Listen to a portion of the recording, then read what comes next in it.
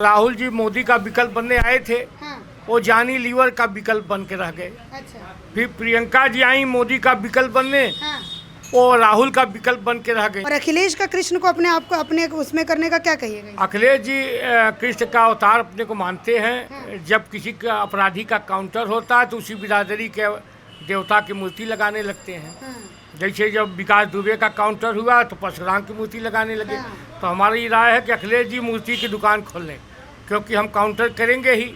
इस बार का इलेक्शन आप किसके मतलब क्या देख रहे हैं? इस बार के इस बार का इलेक्शन इलेक्शन ब्राह्मणों का अगर मैं मूड समझना चाहूँ तो ब्राह्मण कह रही है कि अखिलेश यादव की पार्टी, कांग्रेस भी ये कहती है कि ब्राह्मणों का जो है भाजपा जो है वो बहुत मतलब बिल्कुल। जैसे उनका ब्राह्मण विकास दुबे है, उनका ब्राह्मण विजय मिश्रा है, और ये एक ब्राह्मण को आगे करके ब्राह्मण के लिए दशरथ विलाप कर रही थी कांग्रेस, वही ब्राह्मण भाजपा में शामिल हो गए। तो कांग्रेस मूर्ख बना रही है, और ब्राह्मण इतना मूर्ख नहीं होता। अच्छा, आप लोगों से अगर मैं समझना चाहूँ कि ब्राह्मणों का मूड क्या है तो इस पे आप क्या कहेंगे? देखिए, ब्राह्मण भाजपाई था, हाँ। भाजपाई है, हाँ। भाजपाई रहेगा। अच्छा, ब्राह्मणों का भाजपा ही रहने का और मतलब होने का क्या कारण है? अखिलेश यादव हाँ। का जो ब्राह्मणों के प्रति हमेशा से रुख रहा है, हमेशा अखिलेश यादव के पार्टी के लोग ब्राह्मण विरोधी रहे हैं, ब्राह्मण विरोधी कार्य किए हैं। आपको नहीं पता, यही काशी है जहाँ पर एक सपा का नेता ओपनली पब्लिक मीटिंग में बोला था कि ब्राह्मणों से पूजा नहीं कराना है, तुम लोग संस्कृत पढ़ो और तुम अपना पूजा, अपना शादी विवाह खुद कराओ, अपने बीच से पूजा करने वाले को पैदा करो, ब्राह्मणों से मत कराओ। ये जो है हमेशा हिंदुओं का शोषण की है ये जाति। वही लोग आज ब्राह्मणों की बात करते हैं। कैसे करते, किस मुंह से कर रहे हैं? एक रात में 3 बजे मारा था इन लोगों ने विसर्जन, गणेश विसर्जन चाह रहे थे ये लोग गंगा जी में। तो स्वामी स्वरूपानंद जी के ही शिष्य हैं स्वामी युक्तानंद जी, उनको रात में 3 बजे गौदौलिया चौराहे से लाठी मारा कि भाग खड़े हुए वो। अभी उसका प्रायश्चित उन्होंने 15 दिन पहले आके उनके पैर छू के माफ़ी मांगी है कि हमने उस समय गलती की। तो ये कहिए तो साधु संतों को हमेशा मारते रहते हैं। अखिलेश यादव क्या श्री राम। अच्छा, अपने थीम सॉन्ग में उन्होंने ये भी कहा है कि साधु संत भी जो हैं वो भी अखिलेश को पसंद करते हैं। साधु संतों को सरजू नदी के किनारे मार के फेंकवा दिया सरजू नदी में। वो अब वो तो वही हुआ, वाल्मीकि हो गए, डाका डालते थे और उसके बाद रामायण लिख डाले। तो ये नए वाल्मीकि पैदा हुए हैं क्या? अखिलेश अपनी तरफ से मतलब भाजपा की तरफ तंज मारते हैं, अपने आप को कृष्ण का अवतार बता रहे हैं। दूसरी तरफ ट्रस्ट वाले मामले को भी लेके बड़ा बढ़ चढ़ के बोल रहे हैं। अखिलेश जी बोल रहे हैं कि जितना भी है ट्रस्ट के लोग हैं उनको तुरंत इस्तीफा देना चाहिए। क्या? देखिए, अखिलेश जी इसी तरह की राजनीति करते हैं। हाँ।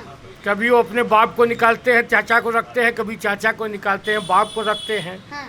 तो जो अपने बाप का नहीं हुआ वो हमारा आपका होगा। और कृष्ण का वंशज अपने को कहते हैं। कृष्ण बांसुरी बजाते थे, बांस बजा रहे, हर मुद्दे पर बांस बजा रहे हैं। इनका ये मानना है कि हम मोदी की वैक्सीन नहीं लगवाएंगे। इनका कहना इनके बाप ने नहीं मांगा, लगवा लिया। तो इनका कहना जब बाप चाचा नहीं मान रहे हैं तो जनता क्या मानेगी? ये लोगों को मूर्ख बना रहे हैं, ट्वीट करते हैं, जनता के साथ चीट करते हैं। अच्छा, कांग्रेस को कहाँ पे आप खड़ा देखते हैं इस बार? कांग्रेस भी बोल रही है कि इनको जो है जनता ने टेस्ट भी कर लिया, अब रिजेक्ट भी कर लिया। अब पूरी तरीके से अगर कोई अपना रही है तो कांग्रेस को अपनाएगी, प्रियंका वाड्रा को। देखिए, राहुल जी मोदी का विकल्प बनने आए थे। हाँ। वो जानी लीवर का विकल्प बन के रह गए। अच्छा। फिर प्रियंका जी आई मोदी का विकल्प बनने, हाँ। वो राहुल का विकल्प बन के रह गई। हाँ। इस चुनाव के बाद प्रदेश अध्यक्ष लल्लू का विकल्प बन के रह जाएंगी और कुछ नहीं। अच्छा, यहाँ पे मतलब देखिए तर्क से जवाब आपको बनारस में आकर के मिलेगा। एक और चीज़ मैं पूछूंगी, ममता बनर्जी को भी अगर मैं बीच में ले आऊँ, अगर राजनीति की बात करूँ, ममता बनर्जी ने भी बंगाल इलेक्शन में कहा था कि वो पीएम मोदी के खिलाफ आके यहाँ पे लड़ने वाली हैं। क्या कहिएगा आमने सामने? ना बिल्कुल आके लड़ें। और तृणमूल कांग्रेस तोड़ी मुड़ी कांग्रेस के रूप में यहाँ दिखाई देगी। और अंत में जब परिणाम आएगा तो एक गाना था, मैं खंभा पकड़ के रोई रे बेईमान बालमा, मैं रात भर न सोई रे बेईमान बालमा, यही गाएंगी वो। अच्छा, एक और चीज़ अगर मैं पूछूं ट्रस्ट वाले मामले पे, तो ट्रस्ट वाले मामले पे अगर मतलब ये सब जितने भी नेता होते हैं, जितने भी लोग हैं, वो इस चीज़ को देख रहे हैं कि भाजपा के राम हैं और इस बार जो है अखिलेश अपने आप को कृष्ण का समझते हैं। बिल्कुल ऐसा है ना कि चूंकि अखिलेश के पिताजी ने राम भक्तों के लहू से सरयू की धरती को लाल कर दिया था, तो बहुत बड़े राम भक्त हैं वो तो। उसके बाद कांग्रेस ने सुप्रीम कोर्ट में हलफनामा दिया था कि राम सीता का कोई अस्तित्व ही नहीं है, वास्तविक नहीं है, वो भी राम भक्त हैं। ये दोनों मामा मारीज के खानदान के हैं, भेष बदल के राम भक्त बने बैठे हैं। जैसे वो सोने का हिरण बना था ऐसे राम भक्त बने हैं। लेकिन हम राम इस बार चालाक है, इस बार सीता का हरण नहीं होगा। सीता का हरण नहीं होगा। और अखिलेश का कृष्ण को अपने आप को अपने उसमें करने का क्या कहिएगा? अखिलेश जी कृष्ण का अवतार अपने को मानते हैं। जब किसी का अपराधी का काउंटर होता है तो उसी बिरादरी के देवता की मूर्ति लगाने लगते हैं। जैसे जब विकास दुबे का काउंटर हुआ तो परशुराम की मूर्ति लगाने लगे। तो हमारी राय है कि अखिलेश जी मूर्ति की दुकान खोल लें, क्योंकि हम काउंटर करेंगे ही तो उसी तरह लोगों की मूर्तियाँ लगाते रहे, मूर्ति की दुकान खोल लें। मूर्ति की दुकान खोल रहे हैं, काउंटर पे काउंटर कीजिएगा। अच्छा, जो गुंडे लोगों को मतलब ये जैसे कि अब जितने भी देखा जा रहा है कि यूपी के गुंडे हैं वो जाकर के अखिलेश यादव के पार्टी को जाके ज्वाइन कर लेते हैं, तो इसके पीछे का प्रदेश में राजनीति का अपराधीकरण नहीं हुआ, अपराध का ही राजनीतिकरण हुआ। और करने में सबसे बड़ा हाथ सपा और बहुजन समाज पार्टी का, ब्राह्मणों का। ब्राह्मण तो खुदा भाजपाई होते हैं। मूड क्या है, सभी क्या नाम है, भाजपा ही को वोट देंगे। ठीक है, लेकिन अखिलेश यादव कहते हैं और कांग्रेस भी इस बात को कह रही है कि सभी कहते हैं, कहने से कुछ होना नहीं है। सब लोगों ने मूड बना दिया कि जोगी है कि जोगी बनाइए, और वही उत्तर प्रदेश का मुख्यमंत्री होगा। अच्छा, आपसे अगर मैं पूछूं, आपसे पूछ के मैं इस बात को, इस चर्चा को यहीं पे ख़त्म करती हूं कि ब्राह्मणों का यही आखिरी सवाल है कि इस बार ब्राह्मणों पे बड़ा कार्ड खेला जा रहा है। कह रहे हैं कि ब्राह्मण तो इस बार कम से कम भाजपा को वोट नहीं देंगे। नहीं, ऐसा कोई बात नहीं है। कहने को तो ये लोग हमेशा कहते हैं कि ब्राह्मण हमारे साथ हैं। बसपा मायावती सरकार बनी थी अखिलेश के पहले, तो ब्राह्मणवाद करी थी। सतीश मिश्रा एक ब्राह्मण नेता उनके अंदर हैं, तो क्या ब्राह्मण सतीश मिश्रा के साथ हैं? नहीं। सपा की सरकार बनी तो वहाँ ब्राह्मणवाद हो गई, तो क्या सब सपा के साथ चले गए? नहीं, ऐसा कोई नहीं। पढ़े लिखे ब्राह्मण जो हैं, अच्छे ब्राह्मण हैं, सभी भाजपा के साथ हैं और रहेंगे। सर, इस बार अभी देखा जा रहा है यूपी इलेक्शन के बारे में आप क्या सोच रहे हैं?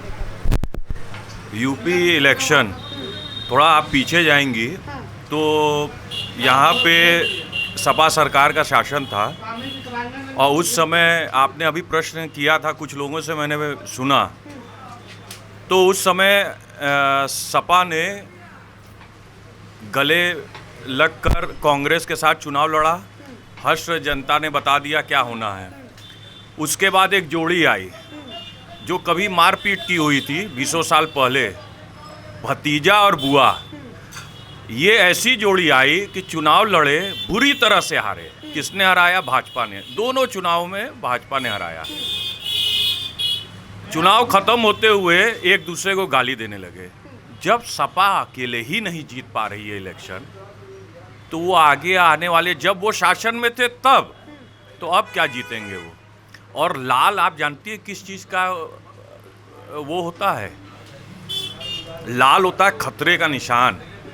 तो ये जहाँ जहाँ जा रहे हैं वहाँ वहाँ खतरा है, तो जनता पहचान गई है। ये हर जगह टोपी लगा के जाते हैं और हर जगह खतरा पहुँच रहा है, लोग भाग जा रहे हैं।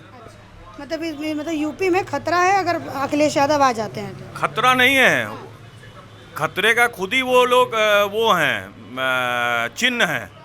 तो लोग उनके पास जाएंगे नहीं। जब आप काम ही नहीं करेंगे तो आपके पास क्यों जाएंगे? आप ये उत्तर प्रदेश तो पूरी तरह से लालू यादव के बिहार जो शासन हो रहा था उसी पे चल दिए थे अखिलेश, और यहाँ का भी हाल वही हो रहा था। ये तो अच्छा हुआ कि हमारे योगी जी आ गए, हमारी भाजपा की सरकार आ गई, वरना यहाँ पे भी वही उद्योग क्या होता, अपहरण, वो शुरू हो ही चुका था।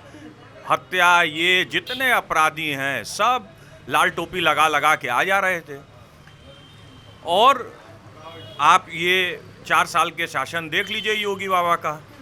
हमारे मुख्यमंत्री जी दिन रात, सुबह से उठते हैं, हमारे प्रधानमंत्री और मुख्यमंत्री दोनों सुबह से उठ के रात तक कार्य करते हैं, बिना रुके, बिना छुट्टी लिए हुए।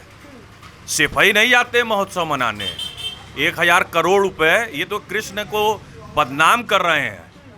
ये श्री कृष्ण भगवान हैं, आप किसी जात धर्म से नहीं जोड़ सकते किसी भगवान को।